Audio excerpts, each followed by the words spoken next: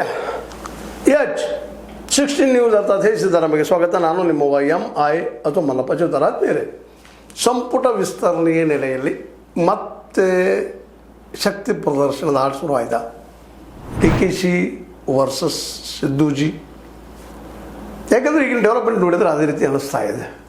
ದಕ್ಷಿಣ ದಾವಣಗೆರೆ ಒಂದು ಕಾರಣ. ಯಾಕಪ್ಪ ಅಂತಂದರೆ ಅಲ್ಲಿ ಏನಾದರೂ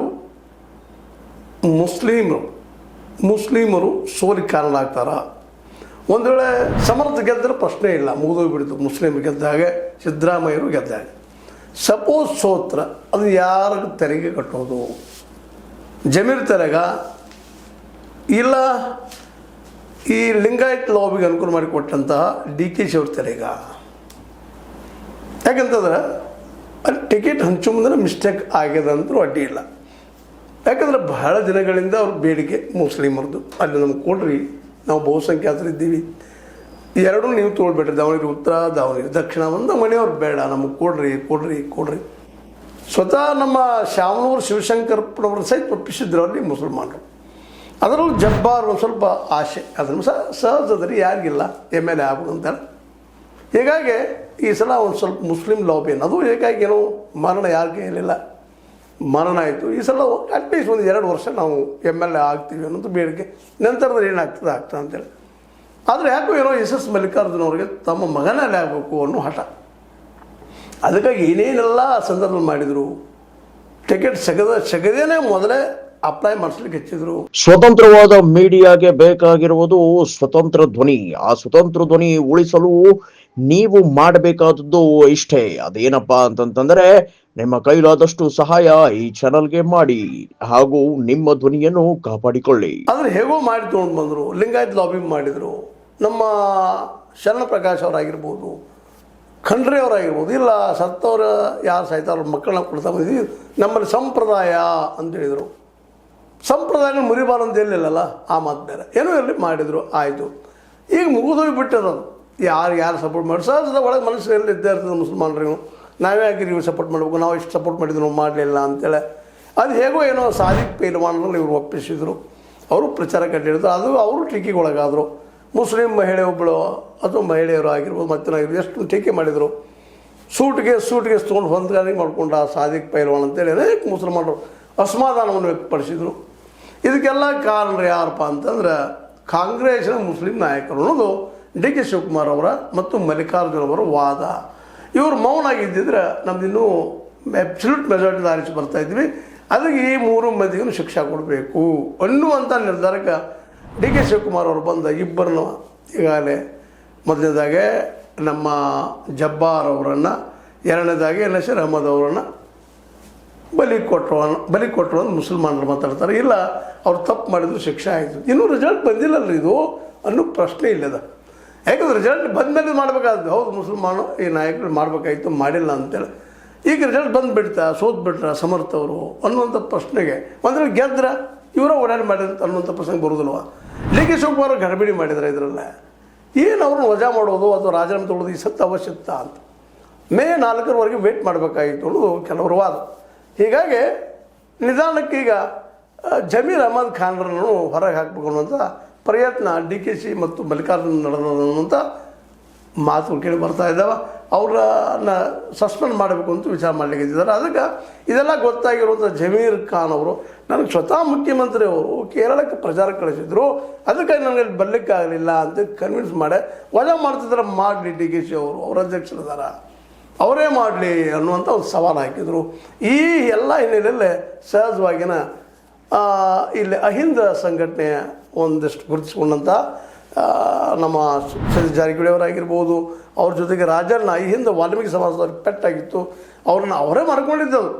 ಅದು ಆ ಸಂದರ್ಭದಲ್ಲಿ ಆ ರೀತಿ ಮಾತಾಡೋ ಅವಶ್ಯಕತೆ ಇರಲಿಲ್ಲ. ಪಾರ್ಟಿ ವಿರೋಧ ಮಾತಾಡಿದ್ರು ರಾಜಣ್ಣ ಅವರು, ಅದನ್ನ ಯಾರು ಅಲ್ಲಿಗೆ ಹೇಳಲಿಕ್ಕಾಗೋದಿಲ್ಲ. ಆದರೂ ಈ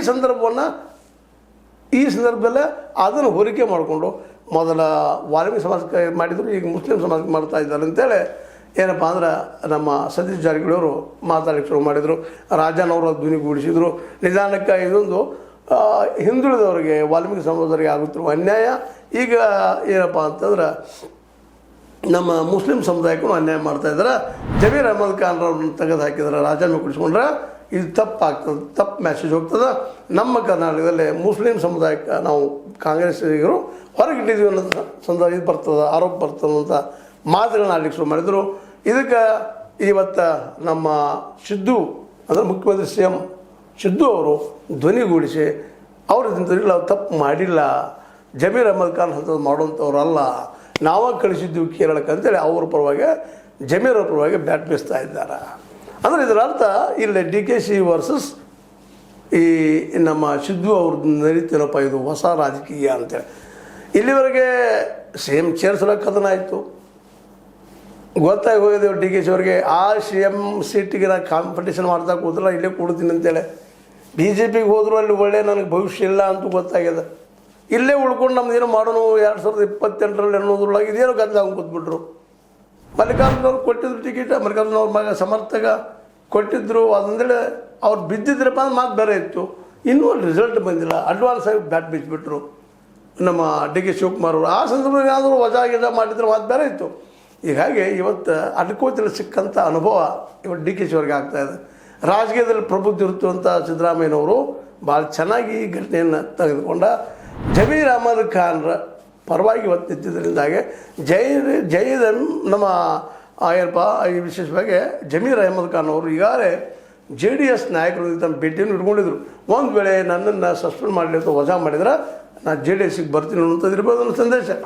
ಅಷ್ಟರೊಳಗೆ ನಮ್ಮ ಸಿದ್ದರಾಮಯ್ಯನವರು ನಡು ಬಾಯಕ್ಕೆ ಇದು ಮುಸ್ಲಿಂ ಸಮುದಾಯಕ್ಕೆ ಒಂದು ತಪ್ಪು ಸಂದೇಶ ಹೋಗ್ತದೆ, ಇದನ್ನು ಸ್ವಲ್ಪ ತಡಿ ಹಿಡೀರಿ ಅನ್ನೋಂಥ ಮಾತು ಮಾತಾಡಿ ಮತ್ತು ನಾನೇ ಕಳಿಸಿದ್ದೆ ಅವರನ್ನು ಕೇರಳಕ್ಕೆ ಅನ್ನುವಂಥ ಮಾತಾಡೋ ಮೂಲಕ ಕಾಂಗ್ರೆಸ್ನಲ್ಲಿ ಒಳ ಜಗಳ ಇನ್ನೂ ನಿಂತಿಲ್ಲ, ಜೋರದ DKC ವರ್ಸಸ್ ಸಿದ್ದು ಅಥವಾ DKC ವರ್ಸಸ್ ನಮ್ಮ ಸತೀಶ್ ಆ್ಯಂಡ್ ರಾಜಣ್ಣ ಇವ್ರ ಮಧ್ಯಸ್ಥಿ ಕಾಟಿನದ ಇವರು ಆಪ್ತರು ಒಂದಕ್ಕೊಂದು ತಮ್ಮದೇ ಒಂದು ಸಾಧಿಸುವಂಥ ಕೆಲಸ ಮಾಡ್ತಾಯಿದ್ದಾರೆ.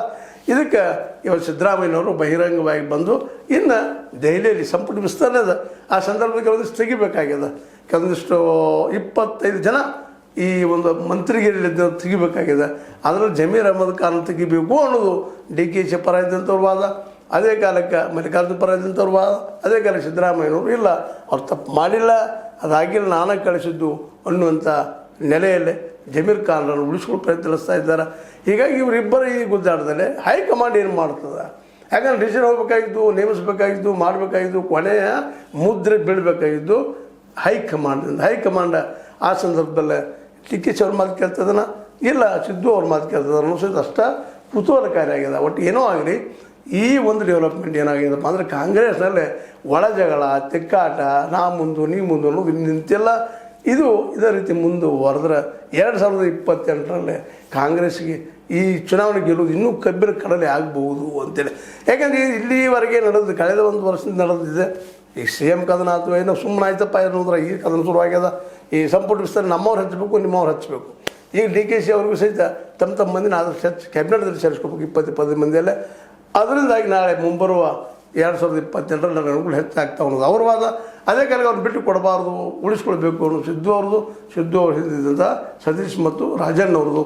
ಯಾಕಂದರೆ ಅವರು ಸತೀಶ್ ಅವರು 22 ನಾನು ಒಬ್ಬ ಮುಖ್ಯಮಂತ್ರಿಪ್ಪ ಅಂತೇಳಿ ಟವರ್ ಹಾಕ್ಕೊಂಡು ನಿಂತಿದ್ದರಿಂದಾಗಿ ಕಾಂಗ್ರೆಸ್ನಲ್ಲಿ ಈ ಒಳ ಜಗಳ ಎಷ್ಟು ಮಟ್ಟಿಗೆ BJPಯ ಮುಂದಿನ ದಿನಗಳಲ್ಲಿ ಗೆಲುವಿಗೆ ಕಾರಣ ಆಗ್ಬೋದು ಅನ್ನೋ ಕುತೂಹಲದ ಏನೂ ಅಲ್ಲಿ ಜಮೀರ್ ಅಹಮದ್ ಖಾನ್ರನ್ನು ಈಗ ಪಾರ್ಟಿಯಿಂದ ಕಿತ್ತಾಕೋದು ಅಥವಾ ಮಂತ್ರಿಗಿರಿಂದ ಕಿತ್ತಾಕೋದು ಕಾಂಗ್ರೆಸ್ಗೆ ಮಾತ್ರ ದೊಡ್ಡ ಹೊಡೆತು ಬೀಳ್ತದೆ. ಮೊದಲ ಈಗಾಗಲೇ ಈ ಮುಂಬರುವ ಚುನಾವಣೆಯಲ್ಲೇ ಕಾಂಗ್ರೆಸ್ ಗೆಲ್ಲೋದು ಕಷ್ಟ ಅಂತ ಹೇಳ್ತಾ ಇದ್ದಾರೆ. ಅಂಥ ಸಂದರ್ಭದಲ್ಲೇ ಇವತ್ತು ಇಡೀ ಮುಸ್ಲಿಂ ಸಮುದಾಯ ಹೆಚ್ಚು ಕಡಿಮೆ ಈ ಜಮೀರ್ ಅಹಮದ್ ಖಾನ್ರಿಂದ, ನಶೀರ್ ಅಹಮದ್ರಿಂದ, ಜಬ್ಬಾರ್ ಅವರಿಂದ ತಮ್ಮ ಧ್ವನಿ ಅಲ್ಲೆಲ್ಲಿ ಎತ್ತಕ್ಕೆ ಶುರು ಮಾಡಿದ್ರಿಂದಾಗಿ ಸಪೋಸ್ ಏನಾದರೂ ಜಮೀರ್ ಅಹಮದ್ ಖಾನ್ ಹೊರಗೆ ಹಾಕಿದರೆ ನಿಶ್ಚಿತವಾಗಿಯೂ ಕಾಂಗ್ರೆಸ್ಗೆ ದೊಡ್ಡ ಪೆಟ್ಟ ಅನ್ನೋದು ಎರಡು ಮಾತಿಲ್ಲ.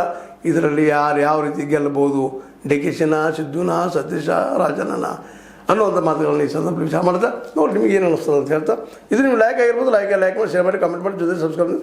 ಸತ್ಯ ನ್ಯೂಸ್ ಸತ್ಯ ಕೈಗಳಲ್ಲಿ ವಂದನೆಗಳು.